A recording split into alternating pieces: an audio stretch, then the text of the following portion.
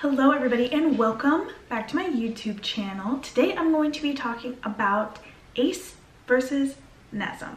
So my video about how to pass the ACE personal trainer's exam was like, it did okay. I mean, for me, it did okay. And I've had some people reach out to me on YouTube, Instagram, whatever, like comments and stuff, just asking about different things with ACE. So I thought that I would just do a little comparison video on the two and talk about, both of them, and then you can decide which one is best for you. And I'll also talk about why I chose ACE over NASM, all that good stuff. So if you're new here, thank you so much for being here. Please subscribe, follow me on Instagram. I'll pop it up right here. And yeah, let's just get into it. All right. I'm going to do a little compare and contrast between the two, and then I'll talk about what they both have in common. So first things first, ACE is a little bit older, so it's been around a little bit longer than NASM. I don't know if that particularly matters to people, but I just thought that I'd note ACE has been around a little bit longer. So maybe that means that they know what they're talking about more, or maybe it means that they're stuck in their old ways and maybe they're just not as hip. I'm not sure. You can make that decision yourself. But personally, I'm not really sure if it really matters if it's older, newer, whatever. So the second thing is ACE is a little bit cheaper than NASM. So ACE has a price range from about $470 all the way up to about $800. So they have basic packages, they have more advanced packages.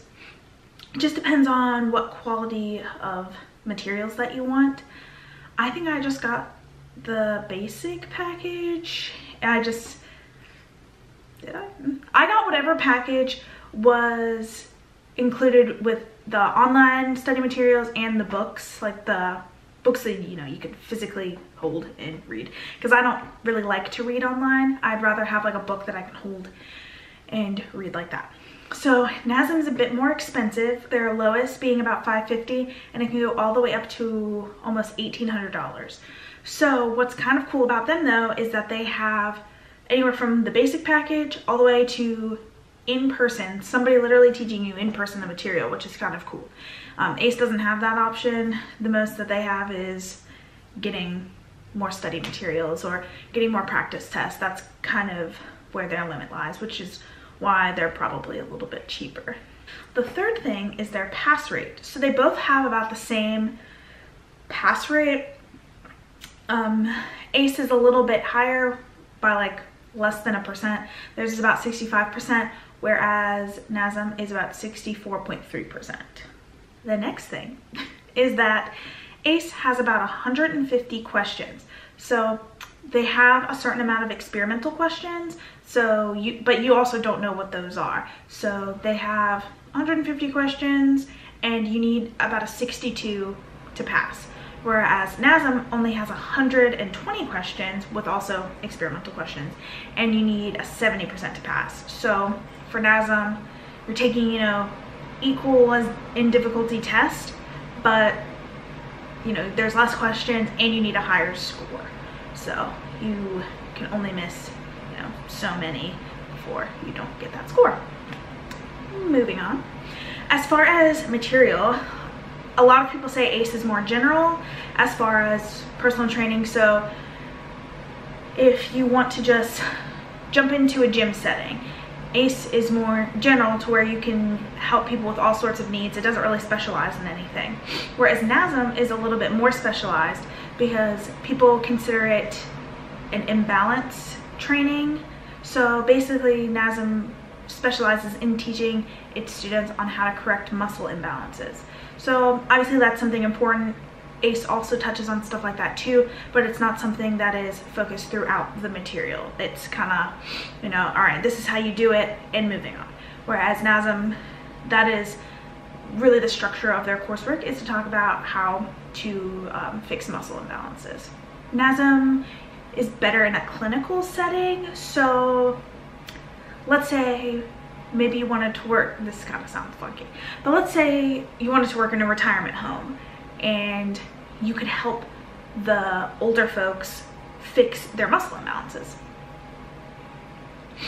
So with the older folks, you would just help them just learn simple things like how to walk with correct posture, how to do simple activities like bending and lifting and rotating, even as like the smallest thing like shutting a door, getting out of bed.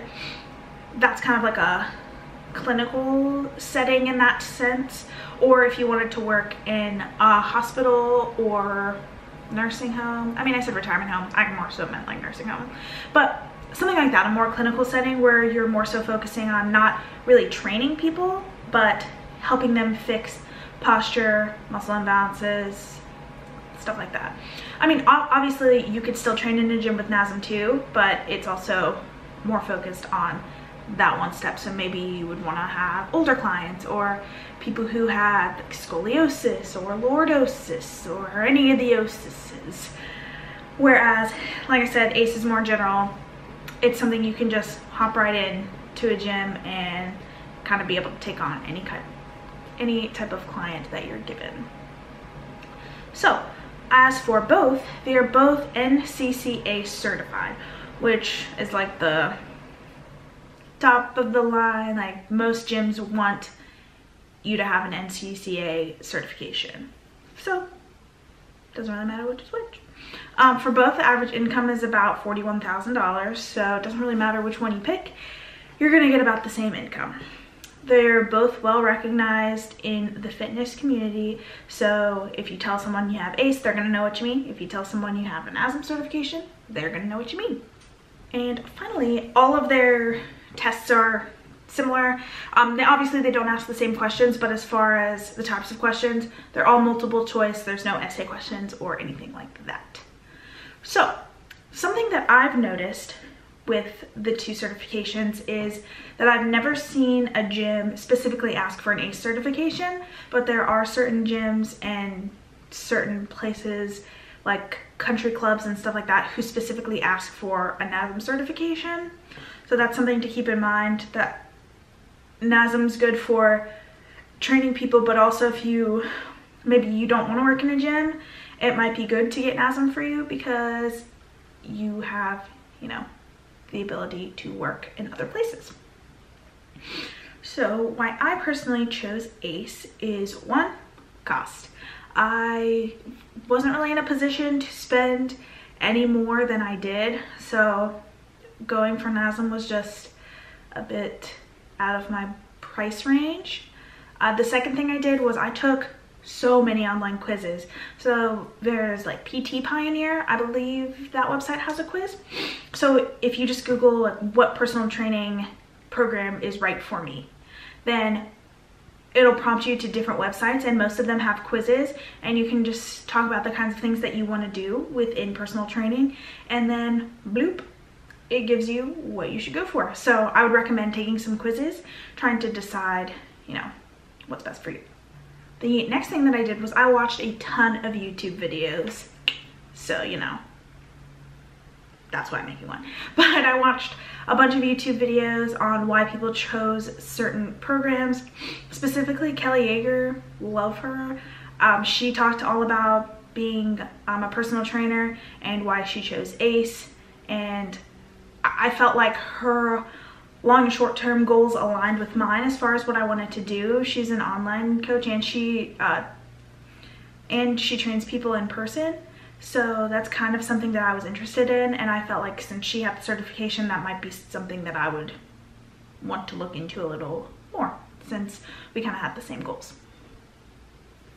Going along with that, like I said, I really wanted to do online training, and since ACE is more general, it also teaches you the business side. It teaches, and like I said, so since I've done ACE, I can talk a little bit more about it.